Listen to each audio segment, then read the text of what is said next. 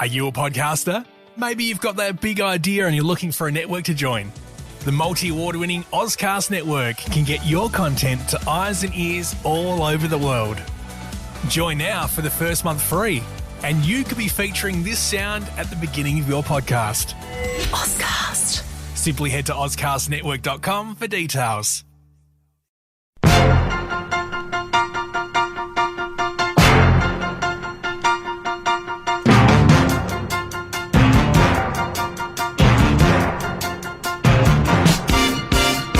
You'll be happy to know that I remembered to bring my glasses down. There you go. I shouldn't have to squint anymore.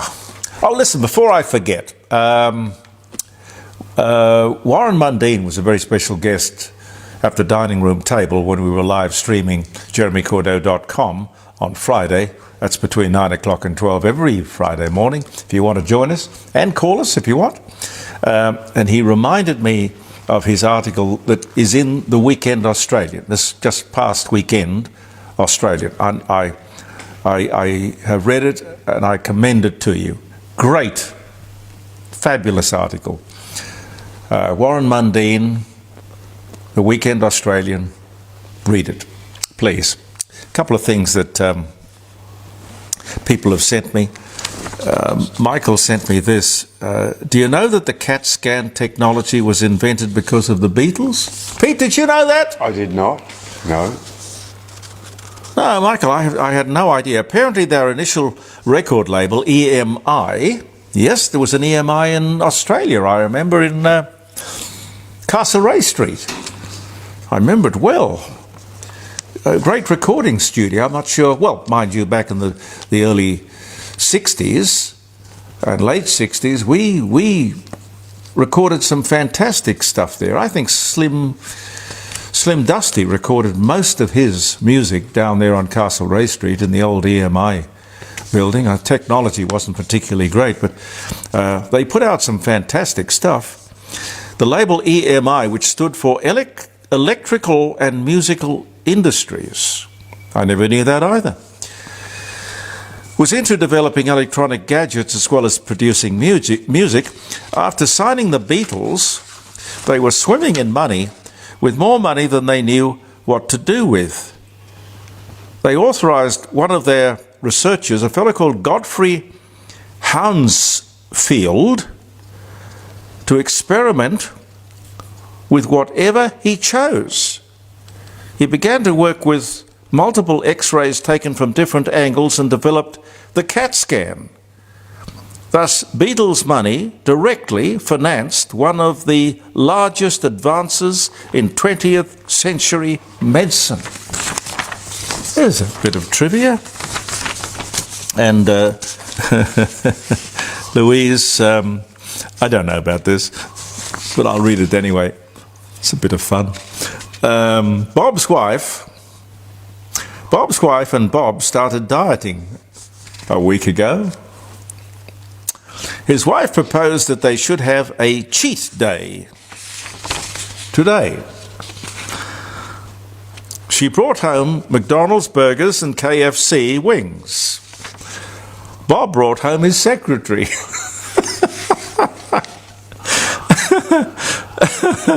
From his hospital bed. Bob is wondering when men will ever begin to understand women. Oh dear. Yes. Look, I get it. And I appreciate everything you send me. Not always as funny as that.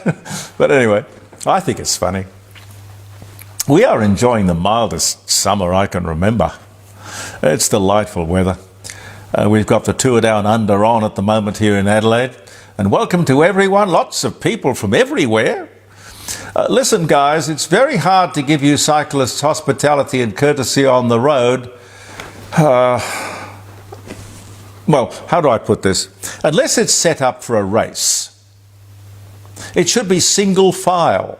You know, bike lanes, not four abreast. Hey? Courtesy goes both ways, doesn't it? Really. Now, listen, this is serious. The ABC should be nationally slammed for all this social media stuff urging people to turn up to Invasion Day rallies on January 26. The ABC actually has an Invasion Day notice board. They want people to attend Invasion and Survival Day rallies on the 26th of January rather than celebrating Australia Day. You guys are a disgrace. Ida Buttrose, do you condone this? Do you? The Post outlines 29 Invasion Survival Day events, including marches and rallies, mourning, as in the dead, mourning and smoking ceremonies, concerts and festivals.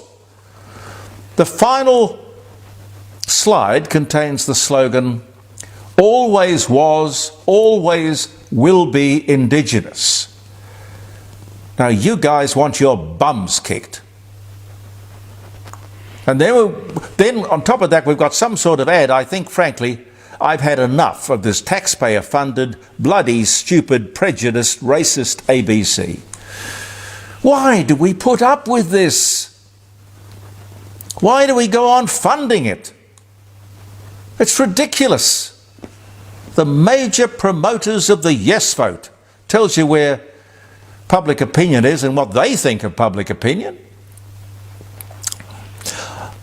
While I'm ranting and raving, would somebody please buy Capt Cook, Human Services Minister here in the Government of South Australia? Would you please, or somebody please buy her a comb or a brush? What's that? What's that look about? No idea. On Friday night, a scooter on a battery charger exploded in a Bondi apartment.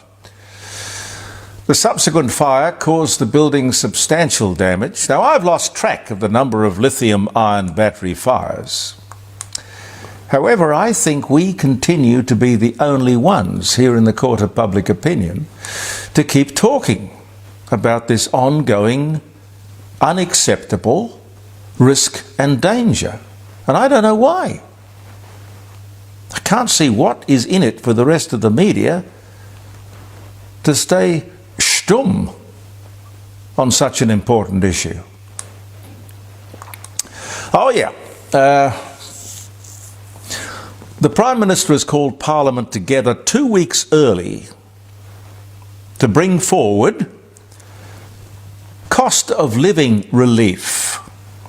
Oh dear boy, are you finally listening? Huh? Terrific. High on the list will be a $3 billion package to subsidise electricity bills. $3 billion. Now just think about this. The high electricity bills are the doing of the federal Labor government's alternative energy policy. That's it. Right? 83% of our energy to be supplied by alternatives by 2030. At what ridiculous cost? What a stupid outrage. Now they're going to spend $3 billion of our money so that we can keep the lights on and take the heat off them.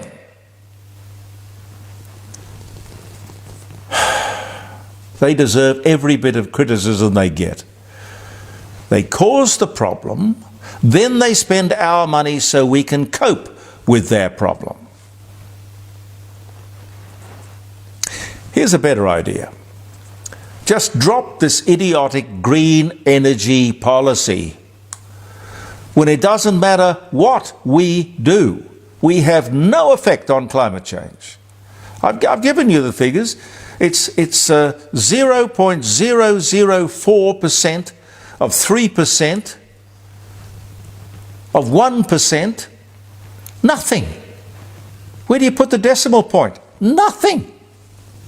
You're idiots in Canberra. You are idiots. I heard one greenie say the other day, yes, I know. Australia contributes almost nothing to global warming, but if we, along with the other 10 lowest emitters, all do nothing, we would be responsible for just not 1%, but collectively 30% of global warming. Now, what absolute rubbish! What garbage! We are not a collective in Australia. We are only responsible for ourselves and our own well-being, and that's what our government focus should be on. Australia. No one else. This is a typical, oh, we had to destroy the village to save it statement. Really? Well, I'm not one for sacrifice. Sorry. This Labor government is not the world government. But that's how they're behaving. And we're currently over there in Israel telling them what they should be doing. Listen, Senator Wong, stick to your knitting. Australia first and foremost, please. Seriously, Penny Wong should not be in Israel lecturing Benjamin Netanyahu on what he should be doing and with whom. The whole Middle Eastern war, which was started by Hamas, is about the coexistence of the Jew and the Arab. Netanyahu is dealing with an enemy that is determined to end the existence of the Jewish state and the Jewish people. So it's not surprising that he is against the idea of a separate Palestinian state bang up against the border with Israel.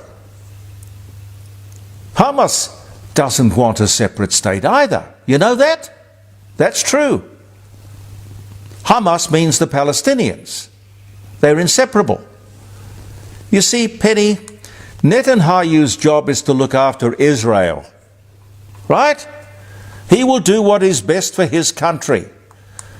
What makes you think that he should take your advice on his national security? And for you to go over there and give more than $46 million of our money to the Palestinian cause is ridiculous and provocative. Oh, it's not for Hamas. No, it's for the Palestinian people. Who do you think the Palestinian people are, Senator? Hamas is the people. It is the government. They run the joint, which means you are financially supporting a terrorist organization with our money, pure and simple. You're either very naive or very badly advised, or perhaps both. I don't know, Pete, how much time have I got? Oh, yeah, keep going. Yeah. Keep going? Look, just on the back of what I've just said, people have said to me, what have you got against the Labor Party? My answer is nothing. I would be a Labor supporter if they kept their word and they made sense. Their policies made sense. The Voice was just nonsense. Climate change, their energy policy, just rubbish. State or federal government is here for the well-being, security, prosperity, and benefit of us all. I don't want a government, any government, to divide us. And simply, regardless, push their agenda. Even if, like The Voice, it's clear that people don't agree. The vast majority of people don't agree. We are one nation under one flag. That's simple. That's how it should be. We don't need one government for the rich, the poor, the clever, the stupid, the lucky, the unlucky, the inept, the gifted, black, white, old, young, men, women, sick, well, intelligent, and the dumb. Oh, for God's sake. This government, with social engineering, seeks to, they would describe it as reform. Reform. Not improve, reform. Interfere, pick winners, pick favourites, stack the deck with our own apparatchiks, handicap the achievers, rob the rich. That's no way to build and encourage a strong society. These lefties talk about diversity and inclusion. Rubbish.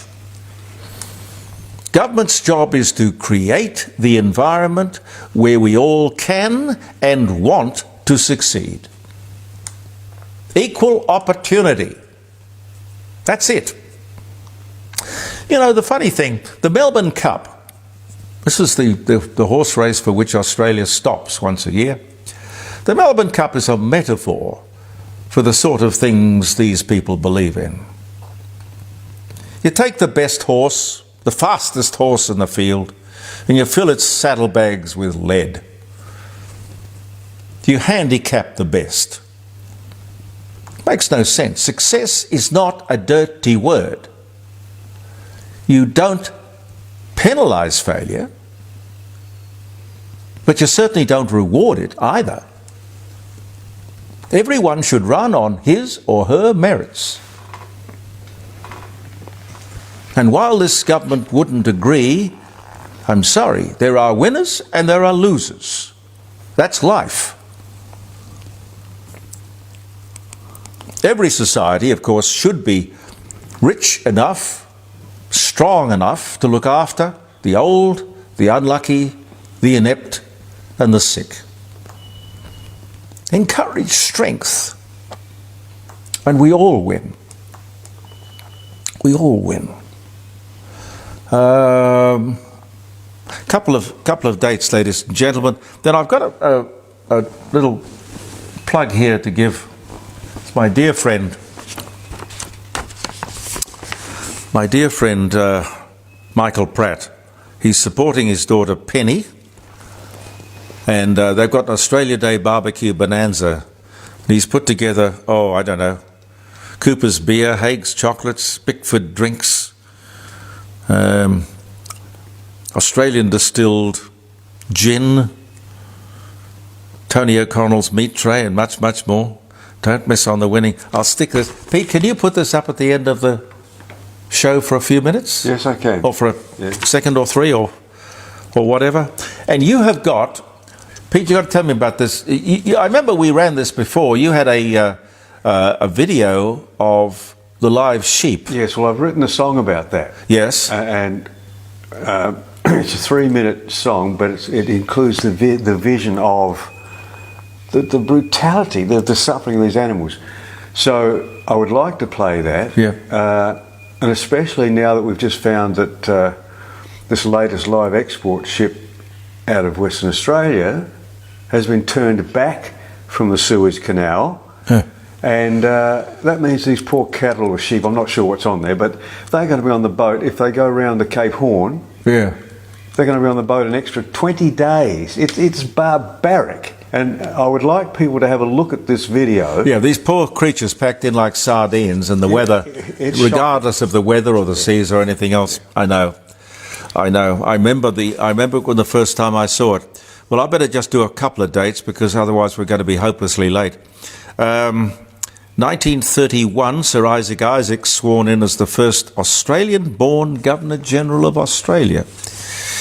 John Lennon and Yoko Ono record Power to the People in 71. Jared Kushner is sworn in as senior advisor to Donald Trump in 2017. Netflix becomes the largest digital media entertainment company in the world on this day in 2018 with a paid-up capital of $100 billion. Oh, dear. Bill Bixby, American actor, director, producer of The Incredible Hulk, my favourite Martian, San Francisco. He died in 93 but born in 34 on this day. Michael Hutchins, Australian rock and... Well, was he an actor or not, Pete? I don't know. I can't remember. I don't think so. No. He was certainly a celebrity, rock vocalist, In Excess, Dogs in Space, born Sydney, died in 97, hanging from a scarf on his hotel bedroom door handle or something. Weird. But he was born in 1960 on this day. David Edward Hughes, British-born inventor. He invented the microphone. He invented the teleprinter. He dies at just 68 on this day in 1900. Lyndon B. Johnson, 36th US President, dies at his Texas ranch at the age of just 64. The year was 1973. And one more, 1995, Rose Fitzgerald Kennedy, mother of the President, JFK and RFK and Ted, dies at the ripe old age of 104. Thank you so much for being with us. Look forward to seeing you tomorrow. Believe in yourself. Stay for this footage about the live sheep export scandal. I think it really is a scandal. I don't know if it'll get a run in the what you might call popular media. Not that the garage here is not popular. We're getting there. Pete, we are getting there. Well, I love it. Oh, bless you. We're getting lots and lots of new people communicating with us and sending us stuff. Thank you for that. Yes, there's a lot of new names. A lot of new names. And God bless you and welcome to you all. I'm Jeremy Cordeaux. Peter Clayton's behind the camera. Stay for this on the live sheep industry.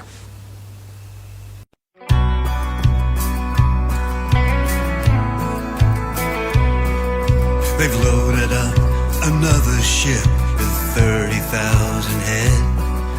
A death ship bound for the Middle East and a callous halal death. Lambs to the slaughter, their throats slashed and bleeding